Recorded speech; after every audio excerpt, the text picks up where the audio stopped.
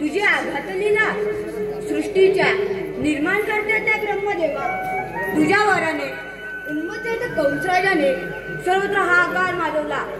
गोरगरीब जनतेचा छळ करून ऋषीमुनीचे अन्नग्रस्त भरून त्यांना सलोखी फॉलो करून सोडले. स्वतःचा पिता राजा उग्रसेन यांना कैदेत टाकून त्यांचा खूप खूप छळ केला. देवकीची साथ वाले सिने राखून ठार मारली. अशा उन्मत्त कंसराजाचा वध करण्यासाठी भगवान श्रीविष्णुदेवाने 8वा अवतार धारण केला. तोच मी भगवान श्रीकृष्ण. बोला पुंडलिकावरदे. मथुरेमध्ये कंस राजा गर्वाने वागते. याचे कारण गौलांनी प्रतिबंध केले पाहिजे. ही कामगिरी मी माझ्या परमित्र सुदामा सोपवतो. सुदामा, अरे सुदामा, आशीर्वाद. 360 गोपिकांचा मेला थाटमाट करून मथुरेच्या बाजारात जाणार आहे. हा मेला माझ्या नावाने उपस्थित प्रतिबंध झाला पाहिजे. ठीक आहे, ही कामगिरी आम्ही करतो. मी जातो पुण्यावर आणि दासांचा संभाळ करतो. ठीक आहे. देवाने सांगितलेली कामगिरी माझ्या एकट्याने जमणार नाही.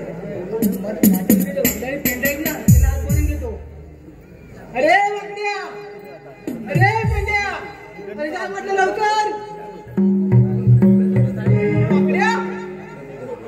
अरे गेलो कुठे? अरे काय म्हणतो सुदामा? कुठे हाव पडे रे?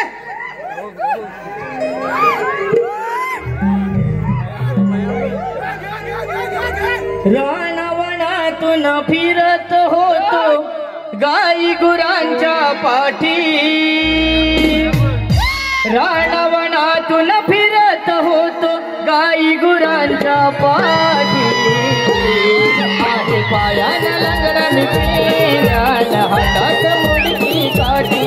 आहे पायाला लंगडा मी पेंड्याला हातात मुडकी काठी. आहे पायाला हातात मुडकी काठी. आहे पायाला लंगडा मी पेंड्याला हातात मुडकी काठी. रानवनातून फिरत होतो गाई गुरांच्या पाठी.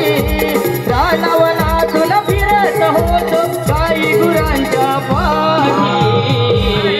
आहे पायाला लंगडा मी पेंड्याला हातात मुडकी